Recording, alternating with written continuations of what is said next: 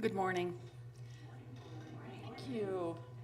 Welcome to the Unitarian Universalist Church of Boulder. My name is Chris Zanoni. I'm very pleased to be your worship leader for today's service. We welcome all at the Unitarian Universalist Church of Boulder. All of you are welcome. All of you are sacred. Welcome to those of you who are joining us online. We're delighted you're here. This congregation is all of us, together, in person, and online. If you're a new online visitor, you'll find a link to our visitor form in the video description. We'd love to connect with you. I'm delighted to welcome our guest speaker today. Reverend Randy Spalding is the pastor at Boulder Mennonite Church. He is also one of our 3 amazing ordained UU community ministers.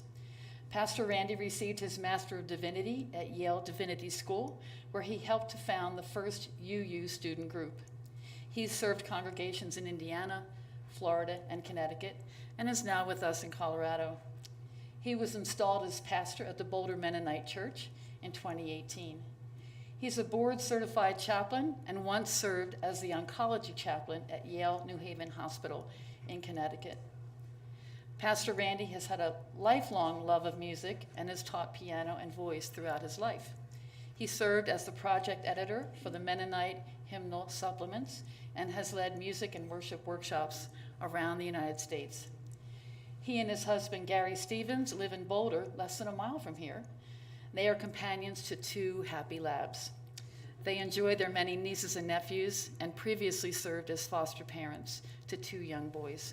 Welcome, Reverend Randy. Thank you for joining us today.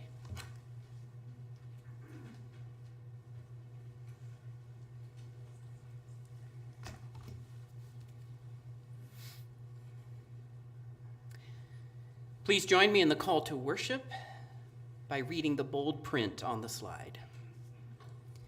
If you are delighted to be here, and if you are tired or troubled, you are welcome. If your faith is strong, and if your faith is battered or frail, you are welcome.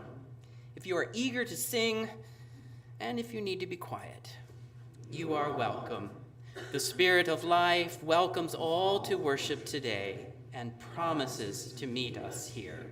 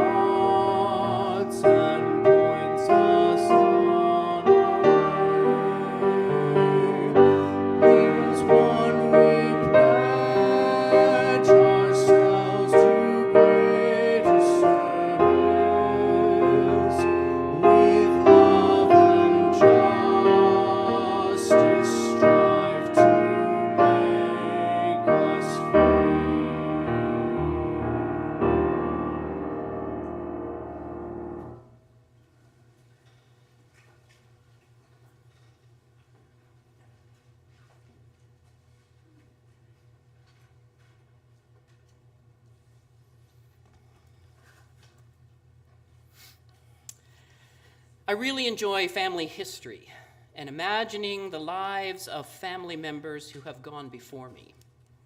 I've done much research on my ancestry recently, and I'm amazed at the heritage I find there.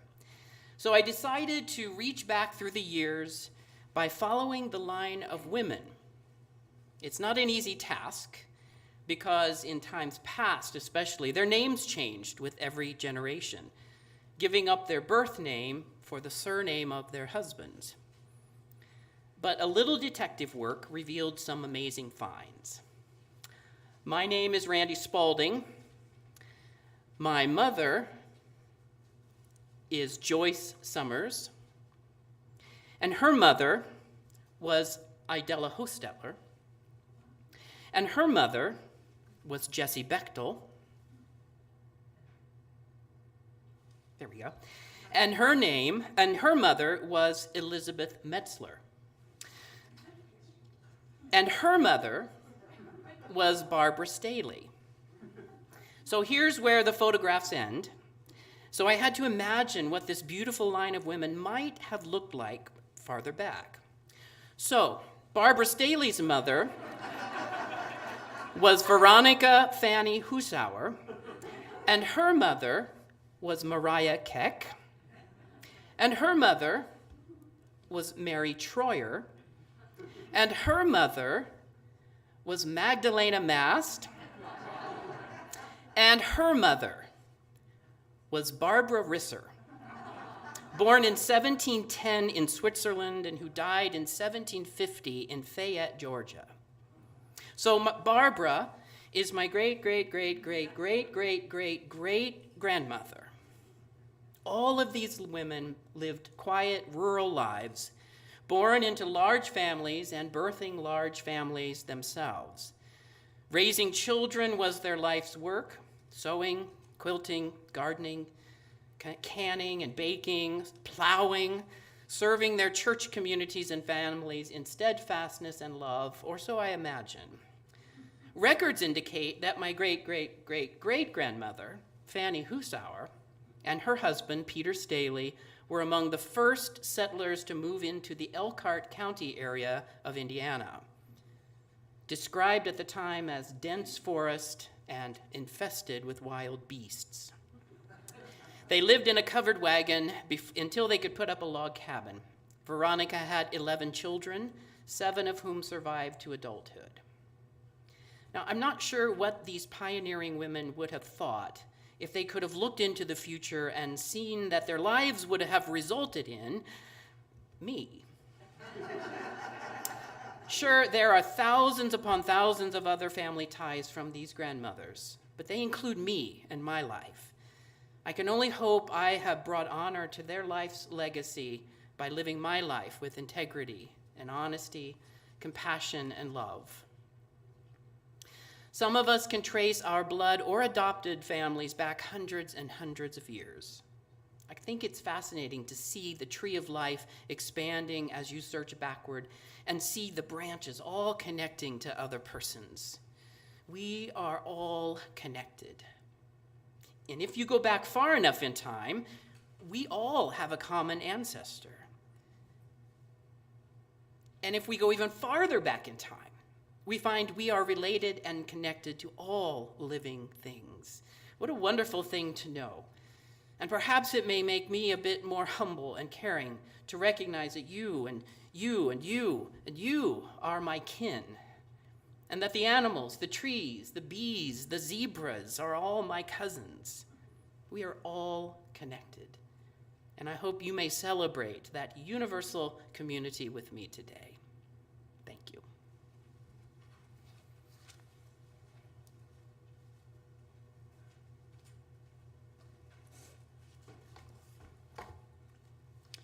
If you are joining us online and have a candle or a chalice nearby, please get ready to light it. We invite you to type into the chat box where your chalice is lit, a street or neighborhood, or what city if you're joining us from outside of Boulder County. I'd like to invite Nina Peterson to light this morning's chalice.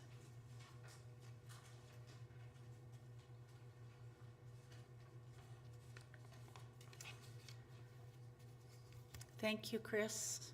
Hello, everyone. When I got Randy's description of this service, I was struck by this phrase, lend ourselves to one another, as the essence of true community. I feel like that is such a beautiful way of thinking about community. It reminds me of the ways that what we do together is to offer sometimes clarity, sometimes comfort in times of chaos, change, and challenge, sometimes shared blessings, shared celebration.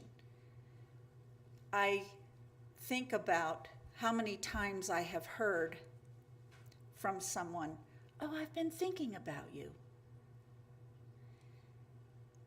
If you've ever been on the receiving end of that, when you know that people in this community are thinking of you, you know the power that that holds. It's not always words, though. Sometimes it's more of just a transmission. And I've learned a lot about transmission from my study over the last 20 years of universal Sufism. And 2 years ago, I took a very deep dive into that path. And one of the things that I learned, a practice that I learned, I think really encapsulated this idea of what are we doing when we're thinking of one another? So I want you to think about a member of our community, something that's happening in the world, an earthquake, the war in Ukraine, people struggling at the border, people not safe in their homes. What do you mean when you say, I'm thinking of them, I'm sending them energy? In my mind, what you're wishing for them is that they have a place of safety. They have a sanctuary, they have a refuge. In my Sufi studies, the word that I learned for that is aman. It's an Arabic word that represents protection. And for me, when I hear about some of these tragedies, there is a compassion that emerges, but there's also kind of a longing to do something. And the only thing that can be done is to pray. And so the prayer is Aman. And I just quietly think of Aman, Aman, Aman. And in that, visualizing that those people are whole and safe.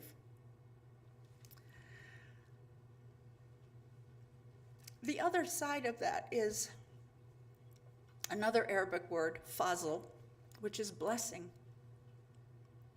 When someone is about to have a baby, when someone is to start a new job, when someone's life has been upended and you're hoping for them to turn it around, fazl is the word that I learned. And what I realize about this community, this UUCB place, which I've been coming to since 1983, it is both Aman and Fazl. So I light this chalice with much gratitude for the safety and the blessing I've experienced here.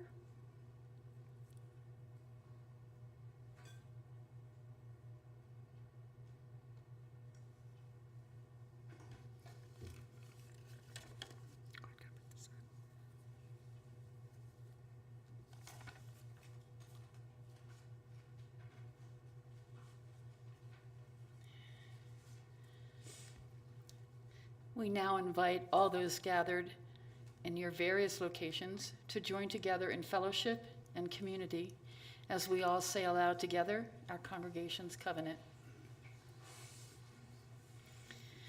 We gather in fellowship to speak truth to each other, to reach out and touch one another, to care with each other, and to seek the truth divine.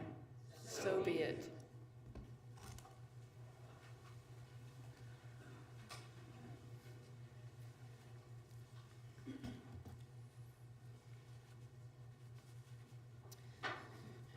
Nina, I think you've begun the work.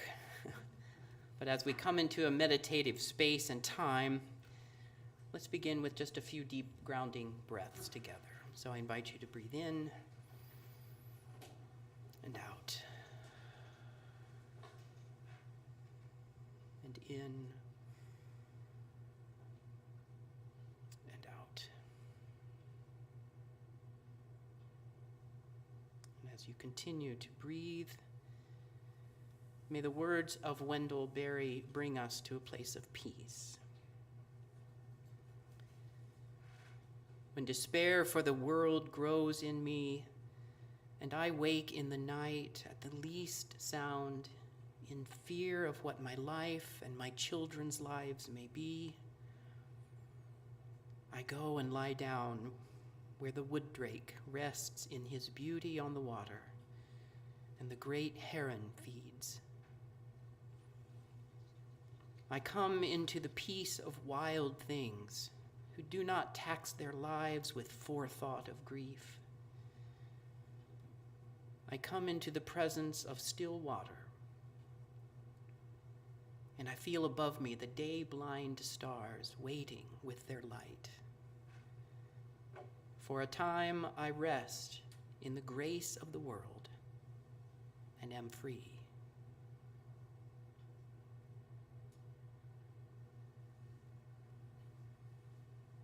Our commitment to connect bravely and be in community means we are called to be glad with those who rejoice and to weep with those who mourn. Each week, this community sets aside this time in the service to make visible in ritual the joys and sorrows that are now shaping our lives. For those meeting in person, in a moment I invite you to come forward as you feel so moved. Silently take a stone and place it in the earth to symbolize your joys and your cares taking their place in a larger whole, mingling with each other, held in the hand of this good earth. And as the music begins, I ask you to form a line to my left as you feel comfortable. For all these blessings and concerns, as well as those that remain silently on our hearts and in our minds, we hold this compassionate space with love.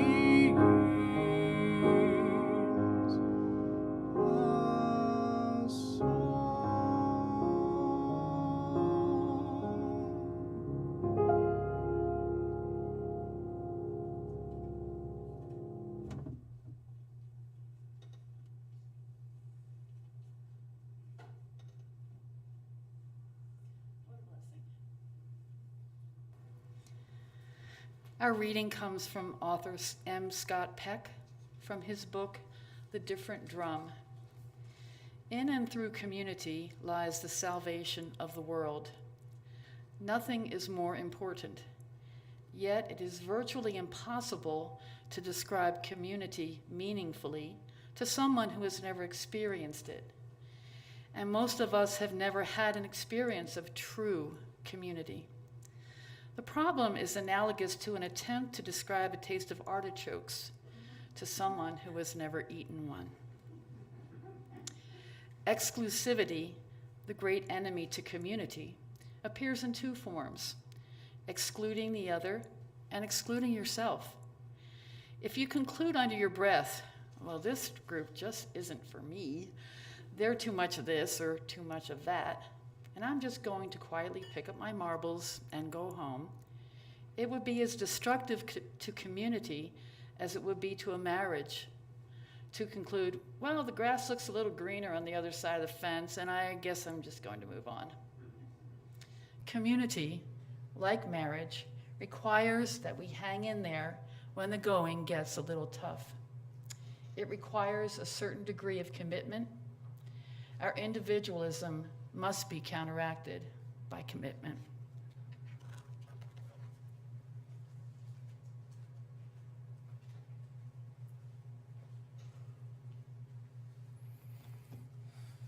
Peace to you today. And I bring you peace and greetings from the good people at Boulder Mennonite Church. At one time, I was part of a religious community that had, according to many members, outgrown its physical building structure. Most concluded that in order to continue to grow, to be innovative, active, and relevant, and to be able to build relationships in the community, a new building was needed. As many of you know, some through personal experience, a church building campaign is a long, tedious, expensive, sensitive, and usually exhausting journey. For Mr. Miller, it was no exception. Mr. Miller was one of the congregation's venerable patriarchs, having raised a large family in the church and contributed over decades to teaching religious education, serving on committees as a trustee, and giving generously of his financial resources. In business meetings and during the building campaign drive, Mr. Miller was not abrasive, but he was outspoken on his objection to this course of action. A new building wasn't needed. It was an irresponsible use of the community's resources, including time and money. Frugality was needed. Good stewardship of our resources, he said. It was not the path God intends for us. He spent many hours in the minister's office and with other church members, many of them influential and well-respected, lobbying in his quiet, insistent way that before the final decision was made, the congregation change its course and use the money and time for other worthwhile ministries. Each meeting of the building campaign, Mr. Miller was there at the microphone voicing his objections. The congregation and its leaders listened carefully to his and to all voices for and against. When the final vote was taken and the decision was made, Mr. Miller's hopes were not met. The church had voted to build. Many were concerned for Mr. Miller. Would he leave the congregation? Everyone knew he was disappointed. Was he disappointed and angry enough that his large family would stop attending and being a part of the community? It was possible a church split was about to occur. A groundbreaking service was planned for the following week, and to everyone's surprise and relief and a bit of confusion, Mr. Miller was the first person to show up with a shovel and building tools, with hot coffee, and his spouse's homemade cinnamon rolls, ready to begin digging the foundation of the church. This is my community, he said. We are one people. The congregation voted, and I now trust the decision of the community. It was done in a spirit of openness, prayer, and listening to one another. Yes, I'm disappointed I didn't get my way, but it's more than about me. It's about all of us. Whenever the topic of community and individualism comes up, I remember Mr. Miller, and his example has been a powerful witness to me. His story reminds me that in a very real sense, we are not our own. The essence of true community is recognizing that despite the rugged individualism and self-reliance and the my way or the highway mentality that a large part of our culture lauds as of the highest value, we need each other. And we need to commit ourselves to the work of community building, where everyone's gifts are recognized and all are heard, even if my way is not the final decision. It's always been fascinating to me that our culture takes great pride in this sense of my independence and my self-awareness and my own unique individuality and my needs, often over and against any sense of communal commitment or assent to a way other than the way I deem best or appropriate. And these are sensitive and deeply important things. But in the 21st century, our sense of self continues to be challenged. Recently, scientists have unveiled the first catalog of the bacteria, viruses, and other microorganisms that live in, quote, every nook and cranny of the human body. The evidence is clear. We are not our own. My body contains about 100 trillion cells, but maybe only 1 in 10 of those cells is actually mine, is actually human, according to the National Institutes of Health experts. You and I cannot exist without our community of microbes that live on and inside of us. They are part of our evolutionary journey. We live in this symbiotic relationship with these little critters.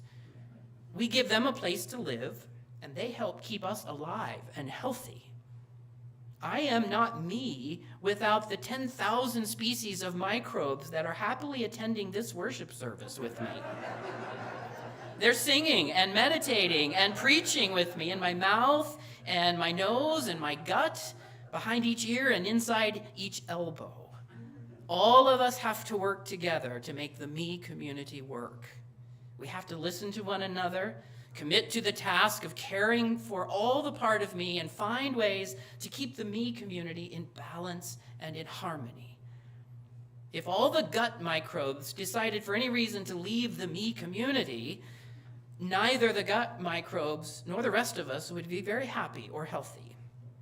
It's like all the cellists in a Beethoven symphony deciding they don't need the rest of the orchestra to make the symphony work. The cellists would sound pretty ineffectual playing the Ninth Symphony on their own, and the rest of the orchestra could only limp along. And the audience would most likely complain that the orchestra is out of balance, out of harmony. True community, and with it, the true spirit of community recognizes its part and its commitment to a larger spirit, a larger whole. It's hard work. We all know it. It's the struggle of the need for community and the need for individual self-expression. Where is the balance of living for self and living for and with others? At what point do I allow the needs of the larger whole, the larger community, to come before or instead of my own personal needs or the needs of my small band of supporters or tribe or family? It takes great effort to become a beloved community where differences coexist, accountability is practiced, and the worth and dignity of each is respected and appreciated. 2 months ago in May, my larger Mennonite community made history by voting at the Mennonite National General Assembly to officially become a welcoming and affirming denomination.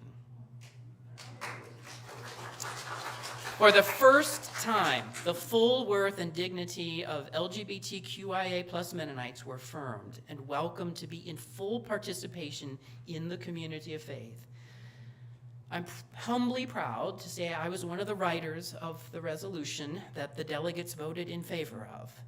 which also included the recognition of and repentance for the violence and harm done to queer folks in the Mennonite community, plus calling on denominational leaders to begin work that leads to transformation and healing and repair. It was hard work, and it will continue to be a challenge. I was at delegate tables for this historic vote, and let me tell you, the community's rhetoric was not always pleasant or caring. One delegate at my table looked straight at me, knowing that I was a gay pastor, and said, "You know, I really don't care what your lived experience is or how you think you have been harmed." And then he held up his black leather, King James Version, red letter edition of the Bible, and he said, "All that matters is what this says." Peck says exclusivity, the great enemy to community, appears in two forms: excluding the other and excluding yourself. In that conversation and elsewhere in that ballroom in Kansas City, it was about exclusivity. But thankfully, that was not the community's last word. After 50 plus years of these conversations for Mennonites, others have come to see in the faces of their children and their grandchildren, in their spouses and friends, they see that love is love is love is love. And the spirit of life and light moved in a powerful way among the Mennonites, who chose to commit to a new path, an inclusive path that drew the circle wider. And I want you to know that my journey with my Unitarian Universalist community, you and others, helped shape the conversation among Mennonites toward inclusivity and affirming the inherent worth and dignity of our queer kindred.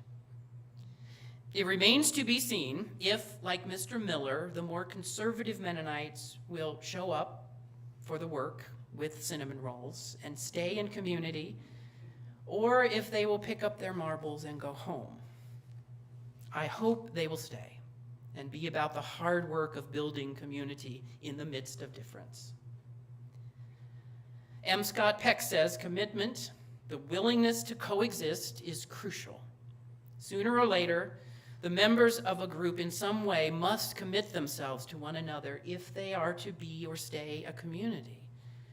As we've heard, real community or exclusivity is the great enemy to community. Our individualism must be counterbalanced by commitment. And Peck defines true community as a group that has learned to transcend its individual differences.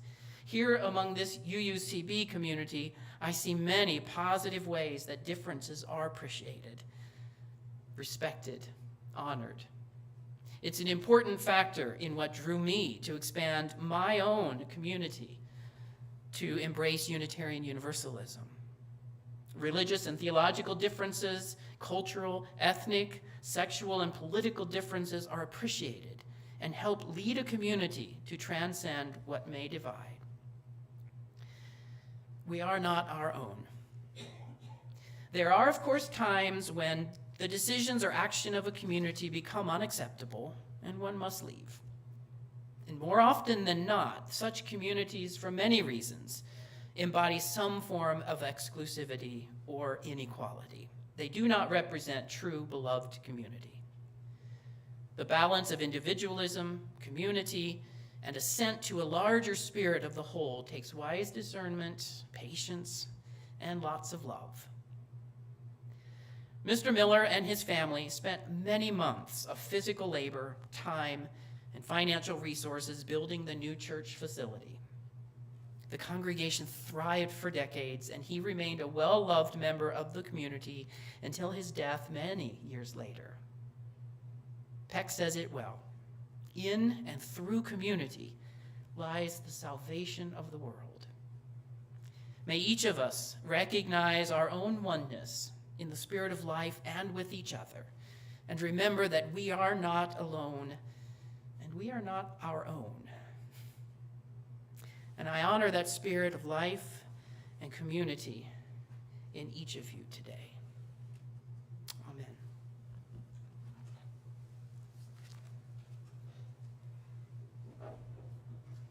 Would you please stand?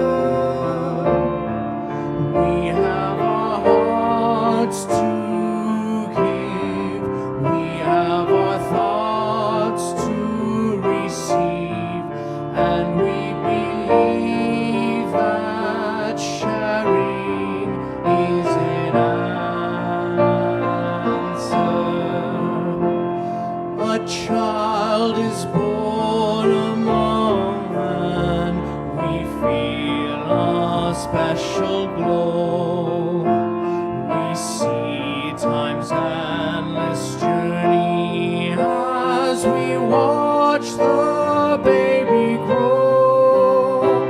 We thrill to hear imagination freely running wild. We dedicate our minds and hearts to the spirit of this child, and we believe in life and in the strength of love, and we have found our need to be together. And with the grace of age, we share the wonder of youth, and we believe that growing is an answer. Our lives are full of wonder, and our time is very brief.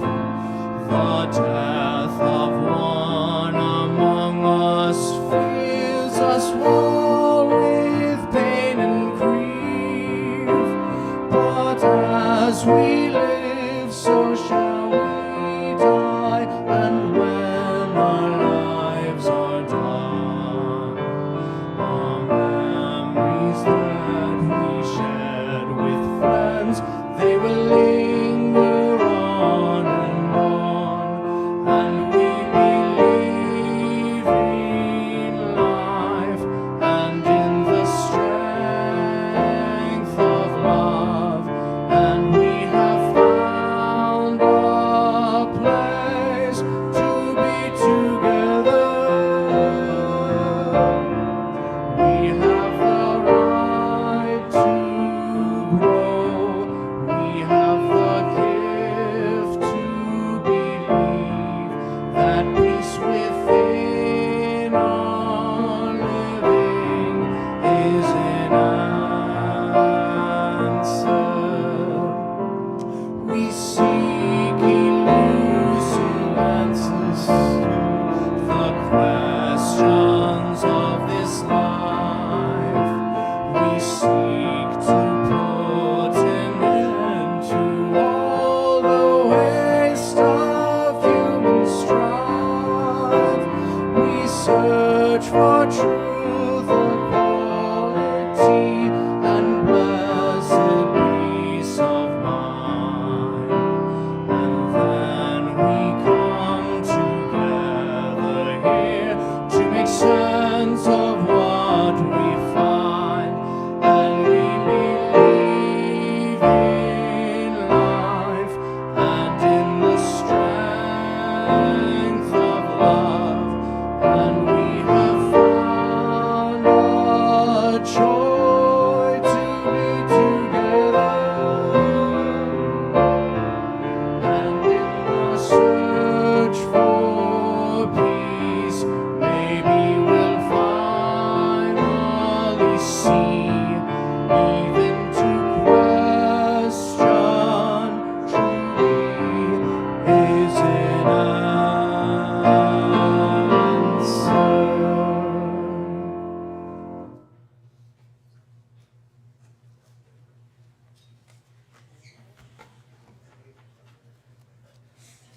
This month, our offering goes directly to support the work of our UUCB congregation. I invite you to give as generously as you're able. The ushers will pass the baskets, or you can scan the QR code with your mobile phone. For those online, you'll find a link in the video description. May our gifts be used to enact justice, bringing peace and love to the Boulder community.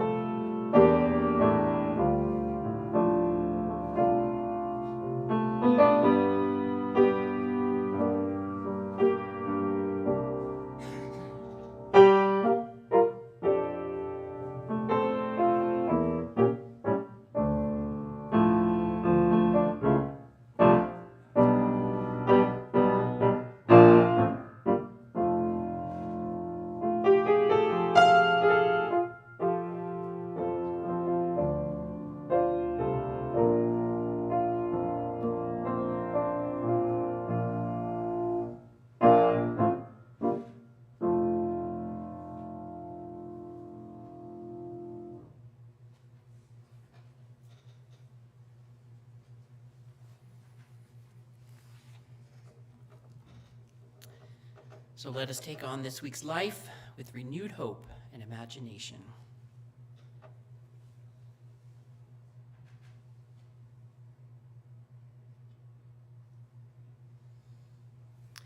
The light has not gone out. We extinguish the light of the chalice here that it might glow gently in our hearts. May it light your path as you leave this place. May it guide your way until you gather again as a beloved community, if faith once again. Will you rise in body and spirit as we close in song?